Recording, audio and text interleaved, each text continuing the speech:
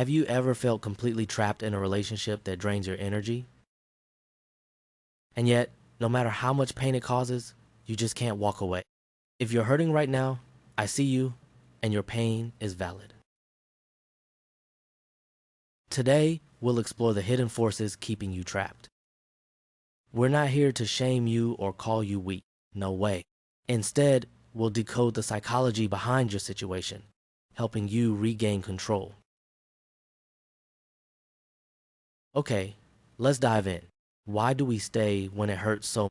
It's easy for outsiders to say, just leave. But it's not that simple, is it?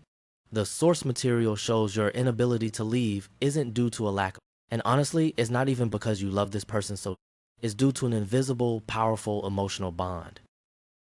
This bond is rooted in your unfulfilled needs, childhood wounds, and fear of loneliness.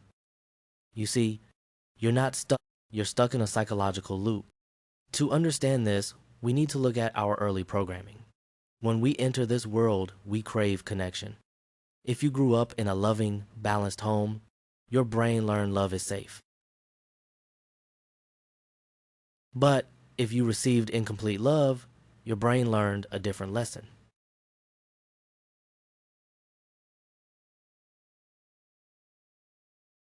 It learned love is a battle. It learned love is weak unless you're fighting for it. So think about it. When you meet someone who treats you well, your brain might find it boring.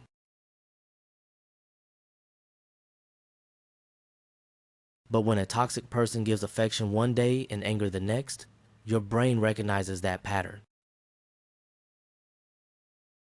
It says, yes, this is what love feels. And suddenly you're in a desperate struggle to fix things, trying to prove you're worthy of love you missed as a kid. You're not bound to this toxic partner. You're bound to a familiar feeling they've triggered in you. To grasp why you feel paralyzed, we need to look at the science. The core reason toxic relationships feel impossible to escape is intermittent reinforcement. This happens when unpredictable rewards create addictive behavior. We need to shift our perspective on this. What you're experiencing isn't romantic heartbreak. It's a clinical dependency. It's a real addiction wired in.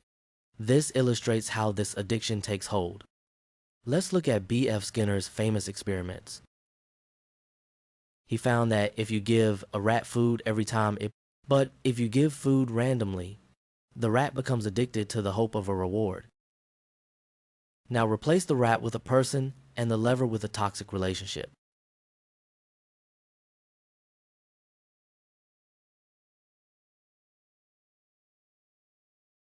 When affection is given randomly, you become hooked on the hope of the next good moment. If a toxic partner was cruel all the time, you would have left long ago. But they aren't.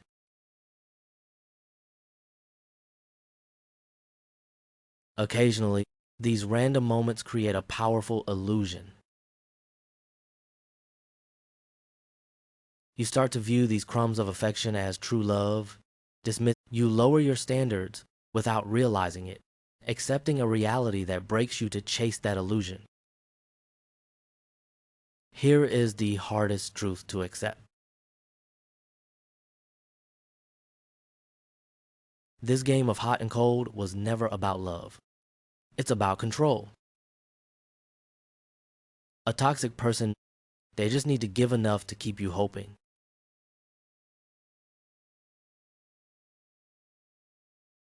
As you stay in this cycle, something terrifying happens. Your identity begins to erode. You start forgetting what you deserve.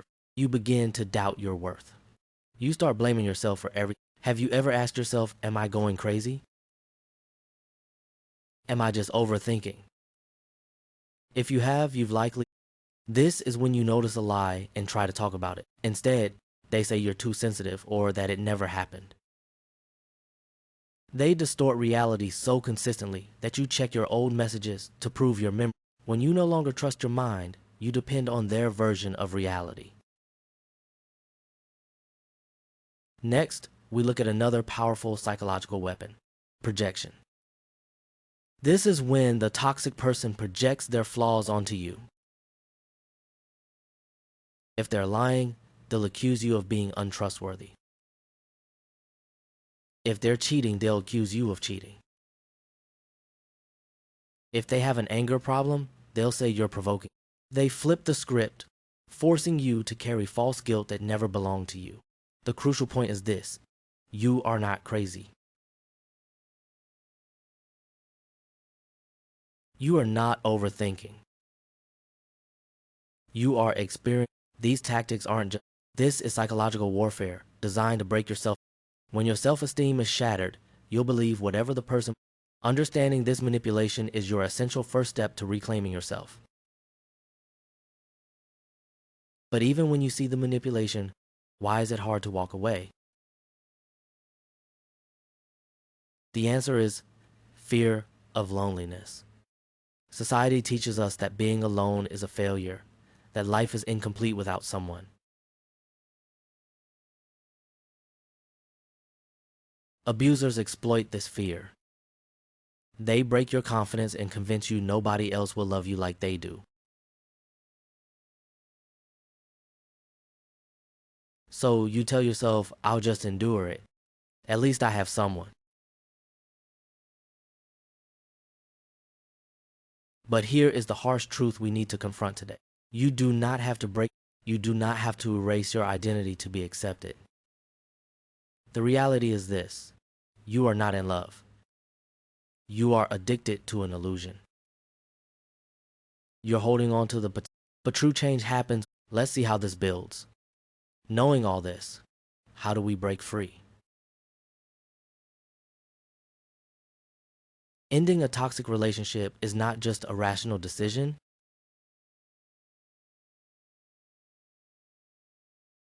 It is an emotional withdrawal. Leaving will trigger a severe reaction. You'll feel an intense emptiness. Your brain, desperate for reinforcement, it'll make you forget the abuse and only remind you of their smile and good moments. You have to recognize this as with. So how do we break this addiction? The source material is clear. You need no contact emotional detox. This means zero contact. No calls, no texts. Closure does not come from the person who broke you. Seeking it is just your brain's excuse for. Instead, write down. When your brain tries to trick you into missing them, pull out that list and read it. Toxic relationships don't just break your heart. They teach you to silence your needs and view yourself through. Now is the time to reclaim your voice. Ask yourself, who were you before this relationship? It's time to build a new routine. Move your body. Feed your mind. Surround yourself with people who bring light into your life.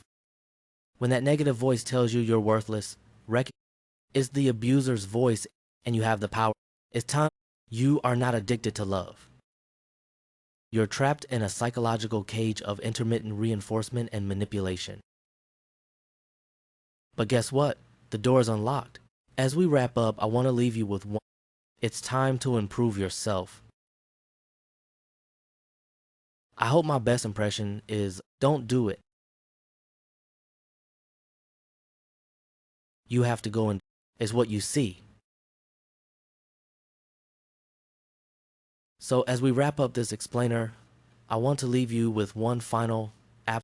Are you ready to finally choose yourself?